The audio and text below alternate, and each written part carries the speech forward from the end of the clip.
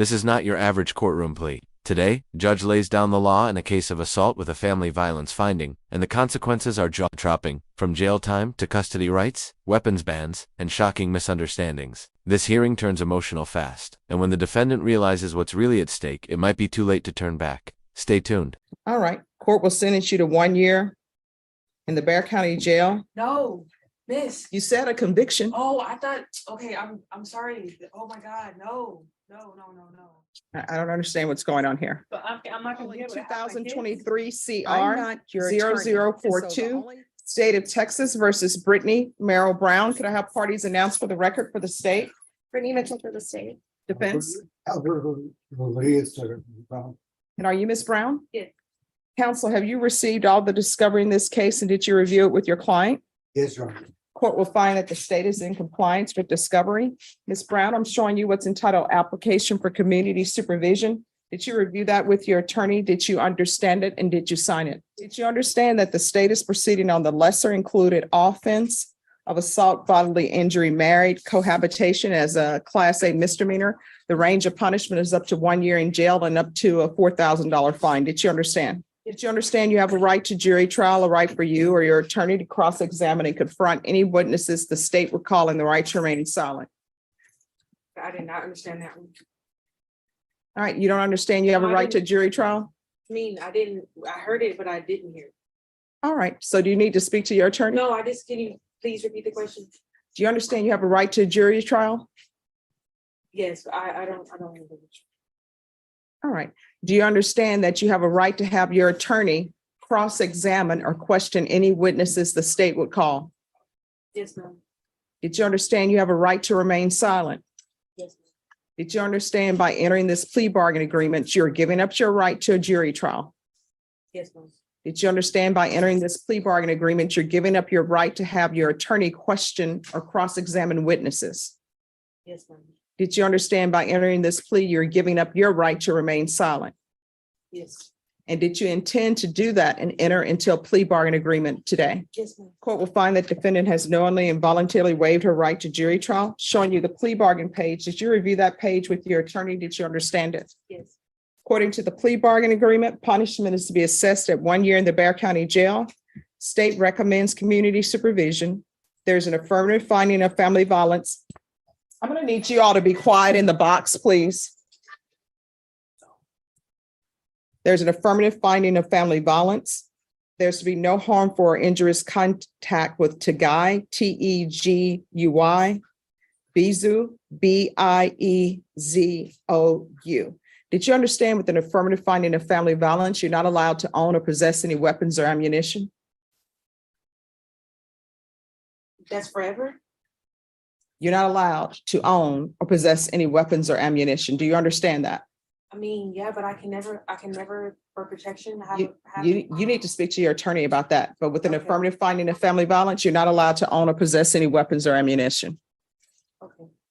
And there it is, the first bombshell. A family violence finding strips her of gun rights, not just for now but forever. You can feel the panic set in when she realizes this isn't just a slap on the wrist. These aren't just charges, these are lifelong consequences. Do you understand? Yes, ma'am. And with an affirmative finding of family violence, you're not allowed to be designated as primary custodial parent. Did you understand that? This is the first time I heard of that. All right, so I'll let you all step back. So So I'm what does that mean? I'll let you That speak I'm to not- your attorney about that. I'm not allowed to have children? Oh, you can have children, but if there's some sort of custody issues that arise, technically and legally, the court is not allowed to have you as primary custodial parent. Now, if in the best interest of the children, they determine that you will be the best placement, then they can do that. But if there were any type of custody issues and there's a person who appears to be a good parent and they don't have an affirmative finding of family violence, then they're supposed to be designated as primary custodial parent. I'll let you speak to your attorney about it. So I'll have you all step back and you can talk to your attorney.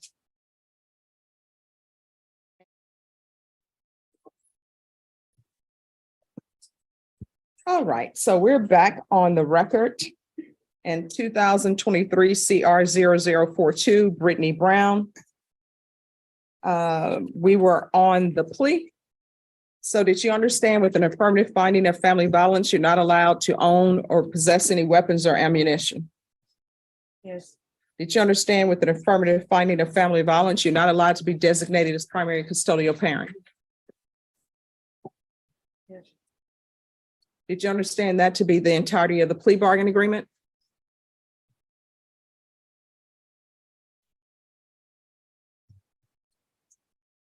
I don't understand what's going on here. but I'm not gonna be able to have my kids.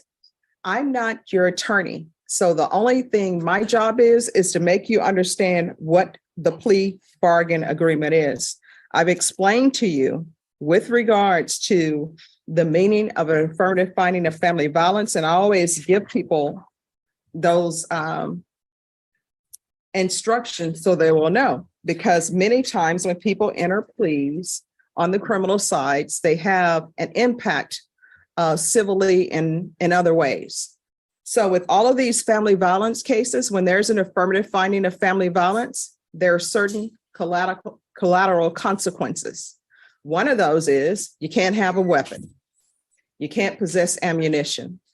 That's how it is in Texas. I can't tell you how it is in other states. But you can't have weapons, you can't have ammunition, and you can't be designated as primary custodial parent. So legally, you can't be designated as primary custodial parent.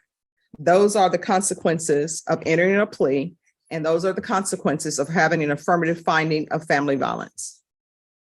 Now, if you would like to, counsel, we can bring this back for tomorrow. No, it's okay, fine. All right, this is what I'm gonna do. I'm gonna have you all take a seat just to No, talk ma'am, it out I more. do understand it, but it's just so, it's a horrible thing for, like, to have this horrible, so I understand it, but I mean, all the cases here are horrible. They're felony cases. I thought it was getting reduced. It's still getting reduced, but it's still, all these cases have consequences. Whether it's being reduced to a misdemeanor or not, there are consequences that flow from felony cases and consequences that flow from criminal charges. So what I'm going to do is I'm going to have you sit with your attorney, because I want you to, if you're planning on entering a plea in this case, I want you to enter it with a clear conscience and a clear understanding. So it appears to me, and I may be wrong, I'm making assumptions here, that you didn't know the consequences civilly of entering a plea in this case. And the fact that you're talking to me about, am I ever going to be able to possess weapons? Am I ever going to have my children? That's something that you need to discuss with your attorney, and it needs to be in a setting. I don't want to say without passion or objectively, because I know these are all personal matters, but it needs to be something that's thought about with clear head and something to think about. All right. The judge steps in with something rare, patience and perspective. She knows the legal terms are flying fast, but she pauses everything to make sure this plea is made with a clear conscience. This is the system at its best and worst efficient, but not always human. So I'm going to have you all step back. And if your attorney feels like it's best that this be taken up tomorrow, we'll take it up tomorrow. I'm here all week. All right, so just step back and discuss it with your I attorney. understand it, there's nothing I could do. All right, just step back and talk to your attorney. All right, we're going to go back on the record in 2023 CR 0042, State of Texas versus Brittany Brown. So Ms. Brown, I've gone over the plea bargain agreement with you. Did you understand that to be the plea? Yes, ma'am. And do you understand the consequences of entering a plea with an affirmative finding of family violence? And knowing that, do you wish to proceed? All right, did you review the paragraph entitled waiver of appeal with your attorney? Did you understand it? Did you sign it in both places? Yes. Did you understand by signing that you're waiving your right to appeal? The only items that can be appealed are written pretrial motions that have been filed, heard, and ruled upon by the court. Did you understand? Counsel, have there been any such motions? No, Your Honor. And counsel, did you understand that to be the plea bargain agreement? Yes, Your Honor. State, is that the plea bargain agreement? Yes, Judge. Outside the agreement, the state is requesting that your deferred adjudication be for a term of 2 years. There be 100 hours of community service restitution, the BIPP, a TAP evaluation, and follow all recommendations from the TAP evaluation. Did you understand those are recommendations from the state and the court does not have to follow those recommendations? Yeah. Then to the lesser included offense, how do you plead? Guilty, not guilty, or no contest? Contest. State any evidence? Yes, sir. At this time, date for state exhibit number 1 and its attachment. No objections, Your Honor. Court will find that defendant has knowingly and voluntarily waived and consented to stipulation of testimony and stipulations. Court will accept into evidence states exhibits 1 and attachments and review the same. All right, after reviewing states exhibits 1 and attachments, the court will find there's sufficient evidence to find you guilty. The court will defer finding of guilt as you apply for deferred adjudication. Are we proceeding with sentencing? Yes, Your Honor. Anything you wish to say on behalf of your client? He has had the problem, I guess, communicating and understanding what is happening, but after explaining several times the situation,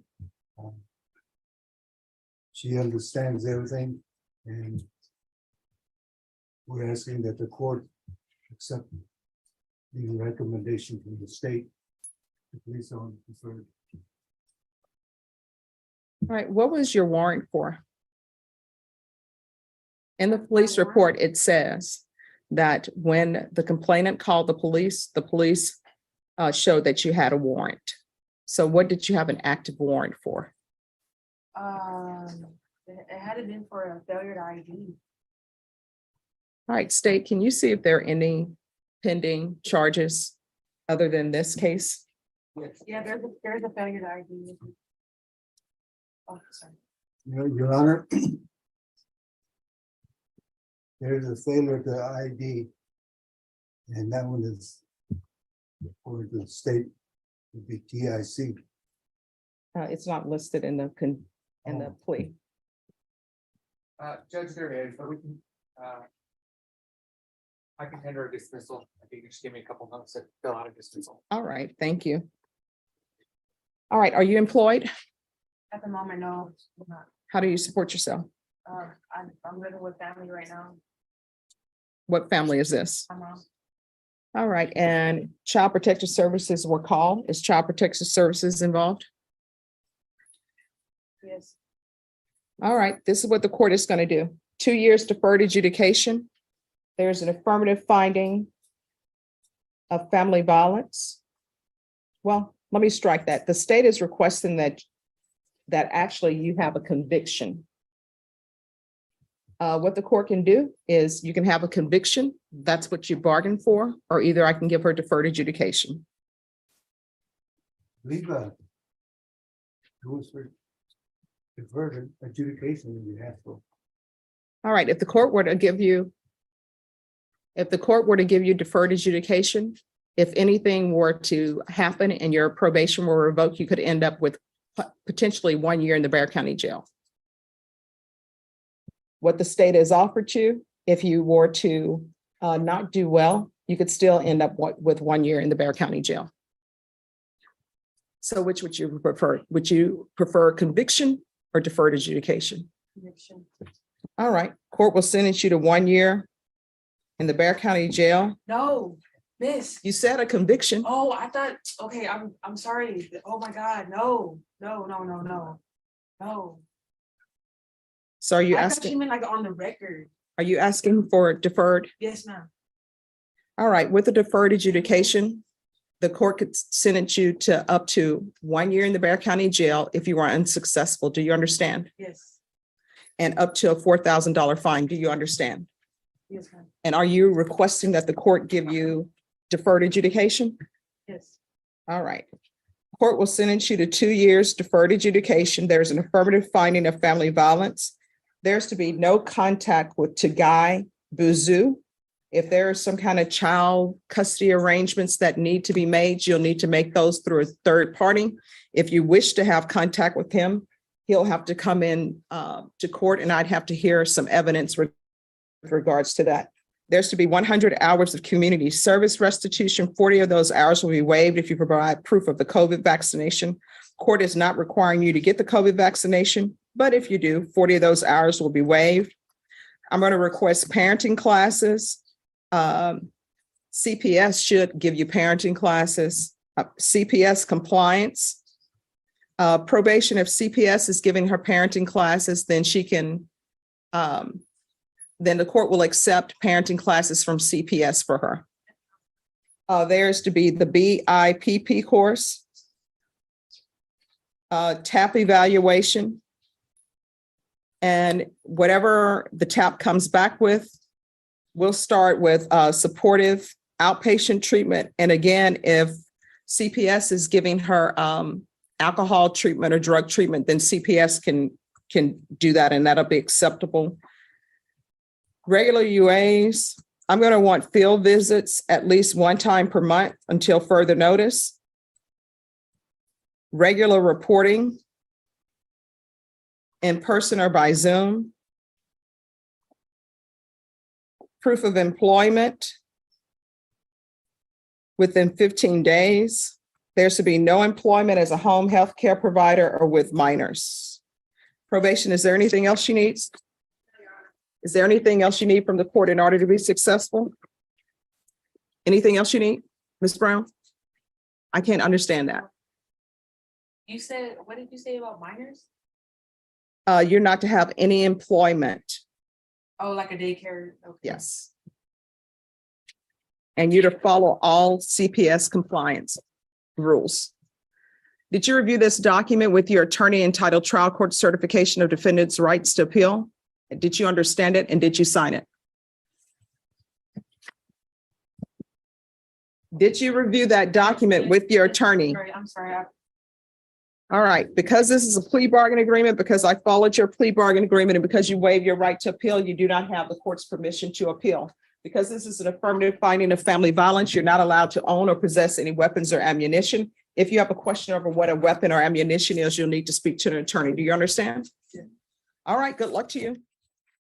Court is calling 2023 CR 0042, State of Texas versus Brittany Merrill Brown for the state. Oh, no problem. No problem.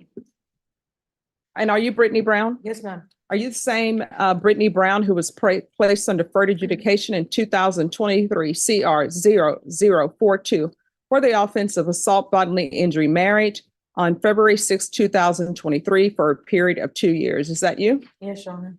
And did you review that motion with your attorney? Yes. All right, state. Your Honor, on or about the 6th day of May 2024 in Bear County, Texas, the defendant, Brittany Merrill Brown, did then and there fail to follow all TAP treatment recommendations as directed by the court and or Barrett County Community Supervision Department in violation of condition number 15. How do you plead to that? True or not true? True. All right, did you understand by pleading true to violation of condition number 15, the court could find it true, grant the motion, find you guilty, sentence you up to a $4,000 fine and up to 1 year in the Bear County Jail? Did you understand? Yes, ma'am. Knowing that, do you still wish to plead true to violation of condition number 15? Yes, Your Honor. Court will find violation of condition number 15 true. Is there a proposed agreement? There is not, Your Honor.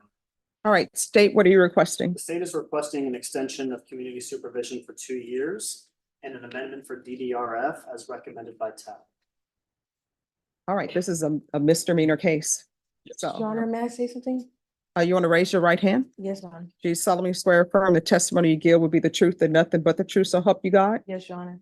All right, yes, what would you like to say? Well, I was gonna go to the SATA program and they told me, they came and saw me and they were like, get off their medication and you can go to our program. So I got off the medication and then they still denied me. And like, I've been here since January, away from my kids. Like, I was just hoping I could have another chance to do outpatient. I'm hoping for another chance, Your Honor. I'm begging for another chance. Okay, That's all I have to say. all right, this is what we're gonna do. We're gonna come back at 2:30 and I'll give you my decision at that time, okay? Yes, ma'am. All right, thank you. Thank you, Judge. We're gonna go back on the record in 2023 CR 0042, Brittany Brown. And where we left off, Ms. Brown, you had told me some issues you were having. All right. I'm not a medical doctor, but before you go off of medication, it may be best for you to contact your doctor to see if that's something you should be doing. You understand? Yes. All right. So on this one, she was placed on probation in 2023. I'm not going to extend her. So probation, you all are recommending on Miss Brown, you all are recommending SATIF. Judge, the recommendations for DDRF. All right, DDRF. All right, and has she already been approved? There's no other, Your Honor, I believe there was a similar issue with when she got off her medication to go to SATIF. And then the SATIF didn't accept her after that. And then I think, at least according to my client, there was an issue with TDRF not accepting her because she had gone off of her medication. So I think there was an issue on. all right, Both sides. so Miss Brown, are you currently on your medications? No, and I haven't been able to get back on them since SATA told me to get off of them so I can go to the program. And I got off of them and they just still denied me, and then I still haven't been able to get on meds. They haven't given back to me. They have been off since April. All right, so here's my question. The medication you've received, who was that through? It was through here. All right, so probation. Can we make sure that the jail knows that she's supposed to be on medication? So that, So it looks like the eval is for MIC supervision only, okay, not for inpatient. all right. So state. That was Mr. Dunn. My understanding is the state wanted to continue her. Yes, they were asking to continue and extend for 2 years as well as DDRF. And we were asking, we weren't opposed to the continuation or to the extension, Your Honor. We were just asking for outpatient treatment, given the circumstances with the difficulty getting into DDRF and for SATIF. All right, and so in reading violation of condition number 15, I think the name in that violation is incorrect. It is, Your Honor. And I discussed that with the COO, at least the main one. She was aware of that issue. Both violations that are alleged are still for Ms. Brown. I think there was just a typo in the name. All right, so you have no objection to the oral amendment to the correct name in the violation of condition 15? All right, so Ms. Brown, have you ever been out of custody since you've had this charge? Well, yeah, All right, so have you been out of custody while you've been on probation before? yes, Your Honor. All right, I so, just- I'm sorry. no problem. I just been here since January. All right, so you were placed on probation and then you were out of custody, is that correct? Yes. All right, and my understanding, we had DDRF was not available because of her length of probation. Correct. She would need at least 1 year remaining for DDRF. Okay. All right, so who were you living with? My mom. And has anyone talked to her mom to see if her mom wants her back in the home? I have not been in contact with the mother, Your Honor. All right. Do you have your mother's number? Yes. All right, so this is what we're gonna do, because I don't want to set her up to fail. If you'll give her number to your counsel, then if you in probation can speak to her Okay. to see if she is okay with her going back to her home, then I'll be able to have an idea of what to do with this case. Okay, can do that, Your Honor. All right, thank you. Thank you. And probation, is drugs an issue in this case? Or I should say illegal substances? I don't show any recent UAs, Judge. Okay. Probably because she had been in custody for these evaluations. The last UAs were failed to submit and a negative back in July of last year. Okay, so what's gonna end up happening, your attorney, you're gonna give him your mother's number. And then the attorney in probation can speak with her. And if for some reason that's not an appropriate place for you to live, then we will figure out somewhere else for you to stay. Thank you, Your Honor. All right, thank you. I'll make a call right now. All right, thank you. Probation on this case, before we go on the record, is there a place for her or something we can do if her mother decides not to let her live with her? I can see what housing resources we've received from our reentry specialist. Okay, and print those out for her just so she can have for her release. All right. And then we're going to go back on the record in 2023 CR 0042, State versus Brittany Brown. So, Ms. Brown, have you talked to your mom on the phone? About a week ago. All right. Did you ask her if you could stay with her? And what did she say? All right. Here's the thing. If I go on your word and allow you to live with your mom, probation is going to call. And if your mother says you can't live there, you can't live there. Yes. Okay. All right. So I'm going to deny the motion. Alter and amend conditions to include MIC, because I see where she is eligible for MIC, correct? Yes, Judge. So we'll place her on the MIC caseload. And do you have a case manager or anything of that nature with Center for Healthcare Services? I need to get back over there on Fredericksburg to my doctor. All right, so we're going to do a referral to Center for Healthcare Services. You're going to need to provide a release to probation. And you need to let them know who your case manager is.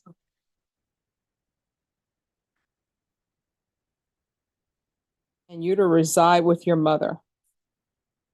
And you're to make sure that probation has that address. Do you understand? Probation, is there anything else she needs?